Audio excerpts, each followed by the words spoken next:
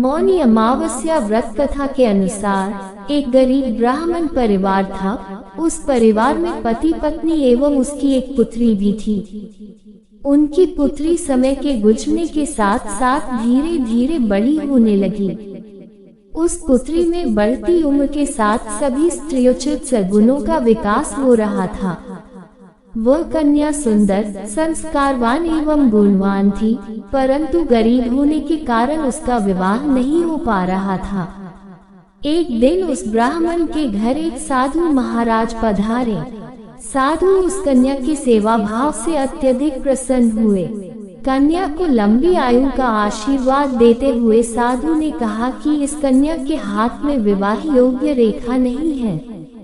तब ब्राह्मण दंपति ने साधु से इसका उपाय पूछा। कन्या ऐसा क्या करे कि उसके हाथ में विवाह योग बन जाए। साधु महाराज ने कुछ देर विचार करने के पश्चात अपनी अंतर्दृष्टि में ध्यान करके बताया कि कुछ ही दूरी पर एक गांव में सोना नाम की एक धोबिन महिला अपने बेटे और बहू के साथ रहती है, जो बहुत ही आचार विचार एवं संस्कार संपन्न तथा पतिपरायण है। यदि यह सुकन्या उस धोबिन की सेवा करे और वह महिला इसकी शादी में अपने मान का सिंदूर लगा दे तथा उसके बाद इस कन्या का विवाह हो जाए, तो इस कन्या का वैधव्य योग मिट सकता है। साधु ने ये भी बताया कि वह महिला कहीं बाहर आती जाती नहीं है। ये बात सुनकर ब्राह्मणी ने अपनी बेटी से धोबिन की सेवा करने का प्रस्ताव रखा। अगले दिन से ही कन्या प्रातः काल ही उठकर सोना धोबिन के घर जाकर साफ सफाई एवं अन्य सारे कार्य करके अपने घर वापस आने लगी। एक दिन सोना धोबिन अपनी बहू से पूछती है कि तुम तो सुबह ही उठकर सारे काम कर लेती हो और पता भी नहीं चलता। बहू ने कहा, माँ जी, मैंने तो सोचा कि आप ही सुबह उठकर सारे काम खुद ही खत्म कर लेती हैं। मैं तो देर से उठती हूँ। ये सब जानकर दोनों सास बहू घर की निगरानी करने लगी कि कौन है जो सुबह ही घर का सारा काम करके चला जाता है। कई दिनों के बाद धोबिन ने देखा कि एक कन्या मुंह ढके अंधेरे में घर में आती है और सारे काम करने के बाद चली जाती है। जब वह जाने लगी तो सोना धोबिन उसके पैरों पर गिर पड़ी। पूछने लगी कि आप कौन हैं और इस तरह छुपकर मेरे घर की चाकरी क्यों करती हैं। तब कन्या ने साधु दोबारा कही गई सारी बात बताई। सोना धोबिन पति परायण थी, अतः उसमें तेज था। वह तैयार हो गई। सोना धोबिन के पति थोड़ा अस्वस्थ थे। उसने अपनी बहू से अपने लौट आने तक घर पर ही रहने को कहा। सोना धोबिन ने जैसे ही अपने मान का सिंदूर उस कन्या की मान में लगाया, सोना धोबिन का पति मर गया। उसे इस बात का पता चल गया। वह घर से निराजल ही चली थी, ये सोचकर कि रास्ते में कहीं पीपल का पेड़ मिलेगा तो उसे भावरी देकर और उसकी परिक्रमा करके ही जल ग्रहण करेगी। उस दिन मौनी अमावस्या थी। ब्राह्मण के घर मिले पोए पकवान की जगह उसने ईंट के टुकड़ों से 108 बार भावरी देकर 108 बार पीपल के पेड़ की परिक्रमा की और उसके बाद जल ग्रहण किया। ऐसा करते ही उसके पति के मृत शरीर में वापस जान आ गई। धोबिन का पति फिर से जीवित हो उठा। तिनपनौती अमावस्या व्रत कथा। एक गांव में सास और बहू अकेले रहते थे और उनका बेटा विदेश में कमाने के लिए गया था। सास और बहू बहुत अच्छे से रहते थे। दोनों एक दूसरे की देखभाल करते थे। एक दिन बहू ने खाना नहीं खाया तो सास ने बहू से पूछा कि आज तुमने खाना क्यों नहीं खाया। तब बहू ने कहा कि सासू माँ, आज मेरा तिनपनौती अमावस्या का व्रत है, इसलिए मैंने खाना नहीं खाया। तब सासू ने कहा कि बहू, ये व्रत क्या होता है और यह व्रत करने से क्या फल मिलता है, मुझे भी समझाओ। तब बहू ने कहा कि सासू माँ, तिनपनौती अमावस्या का व्रत करने से बहुत पुण्य मिलता है। घर में अन्न धन बना रहता है, सुख शांति रहती है तथा अटल सुहाग मिलता है और पुत्र प्राप्ति होती है। इस व्रत में प्रत्येक वर्ष अलग अलग खाना खाया जाता है और विष्णु भगवान के मंदिर में चढ़ावा चढ़ाया जाता है या फिर किसी ब्राह्मण को दान दिया जाता है। इस व्रत में पहले साल शक्कर, घी और चावल से बना खाना खाया जाता है। पहले साल व्रत पूर्ण होने के बाद 1.25 किलो चावल और 1 कटोरी घी तथा 1 कटोरी शक्कर का दान किसी ब्राह्मण को दान दिया जाता है। दूसरे साल जौ, घी और शक्कर से बना खाना खाया जाता है। जब दूसरे साल व्रत पूर्ण हो जाए तो 1.25 किलो जौ, 1 कटोरी घी तथा 1 कटोरी शक्कर किसी मंदिर में चढ़ाए या फिर किसी ब्राह्मण को दान देना होता है। तीसरे साल गुड़, तिल और घी से बने व्यंजन खाने चाहिए। जब तीसरे साल व्रत पूर्ण हो जाए तो आधा किलो तिल, गुड़ तथा 1 कटोरी घी किसी मंदिर में चढ़ाया जाता या फिर किसी ब्राह्मण को दान दिया जाता है। इसे ही तिन पनौती अमावस्या व्रत कहा जाता है। फिर बहू ने कहा कि इस व्रत का अगर संकल्प लेते हैं तो इसे पूरा करना जरूरी होता है, अगर पूरा नहीं कर सकते हैं तो सास बहू में झगड़ा और घर में अशांति आती है। तब सासू ने कहा कि मेरी तो उम्र हो गई है लेकिन तुम यह व्रत करो, और बहू यह व्रत का आरंभ करती है। लेकिन एक दिन बहू ने किसी के कहने पर गेहूं से बनी रोटी खा ली और अमावस्या माता इस बात से नाराज हो गई। जो सास और बहू बहुत ही प्यार से रहती थी, इन दोनों में झगड़े होने लगे। सभी गांव वाले भी हैरान हो गए कि यह सब क्या हो रहा है। सास अपनी बहू को कहने लगी कि तुम जब से हमारे घर में बहू बन के आई हो तब से हमारे घर की लक्ष्मी चली गई है, तुम हमारे लिए शुभ नहीं हो। तब बहू ने कहा कि आपके घर की लक्ष्मी चली गई है तो कहाँ मिलेगी, मुझे बताओ, मैं लक्ष्मी को लेकर आऊंगी। तब सासू ने कहा कि लक्ष्मी तुमको समुद्र के बीच में भगवान विष्णु के पैर दबाते हुए मिलेगी। तब बहू ये कहकर चली जाती है कि अब जब तक मैं लक्ष्मी को लेके नहीं आऊंगी तब तक इस घर में पैर नहीं रखूंगी। इतना कहकर बहू लक्ष्मी की खोज में निकल जाती है। जब बहू लक्ष्मी को खोजने के लिए निकलती है तब उसे बीच रास्ते में एक गाय माता मिलती है। वो बहू से पूछती है कि आप कहाँ जा रही हैं?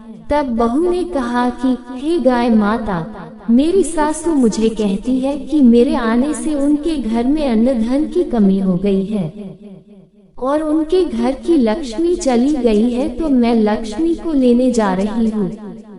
तब गाय माता ने कहा कि हे बेटी, अगर तुम जा ही रही हो तो भगवान से मेरे बारे में भी पूछ लेना।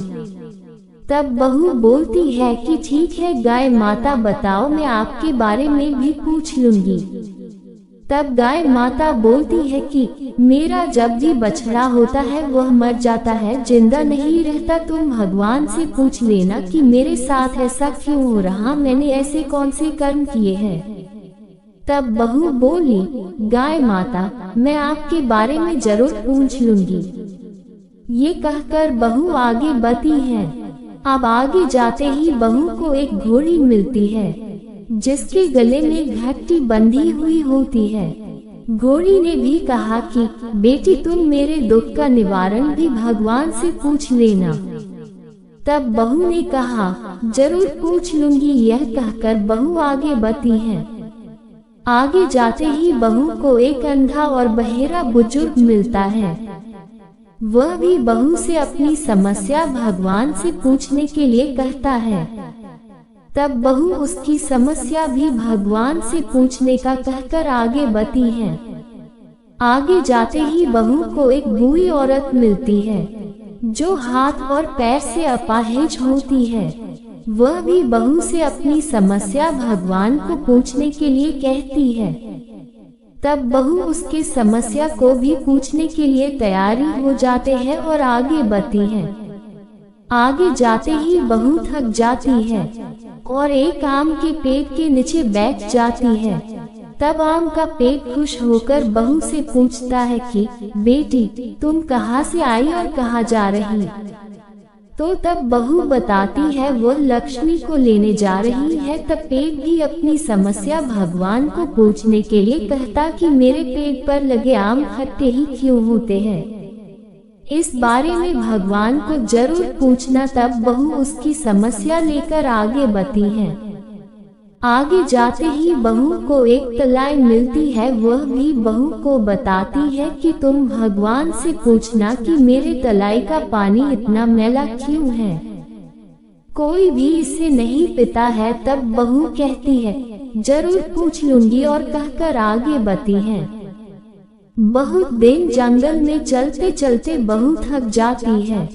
उसे भूख भी लगी होती है, लेकिन खाने को नहीं मिलने से वह थक जाती है और जंगल में बेहोश हो जाती है।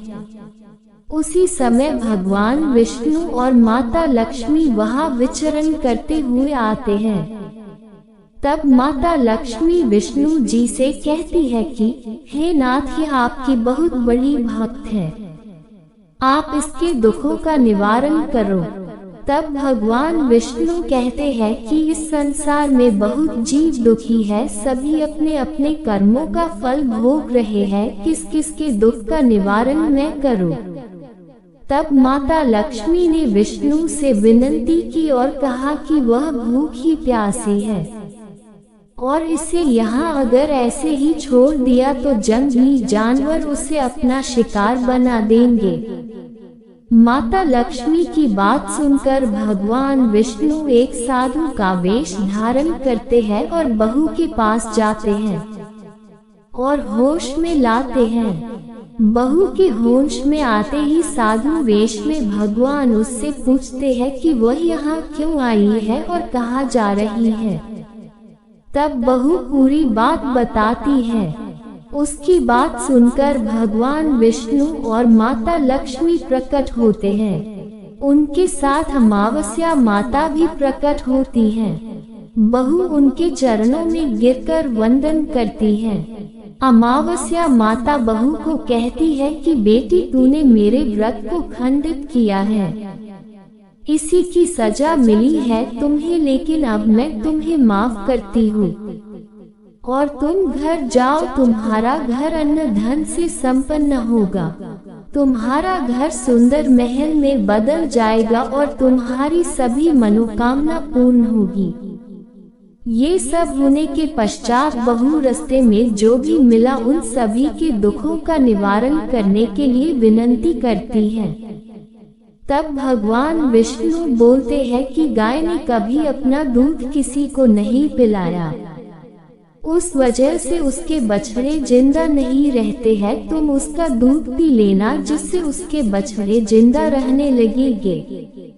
घोड़ी पिछले जन्म में आटा पिसने वाली महिला थी।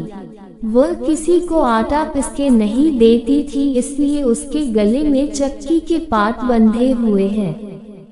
तुम उसके पाट खोल देना, वह बिल्कुल ठीक हो जाएगी। बुजुर्ग कभी भगवान के मंदिर नहीं गया और न ही उसने कभी भगवान के भजन सुने। तुम उसको मंदिर ले जाना और दर्शन करवा देना, वह ठीक हो जाएगा।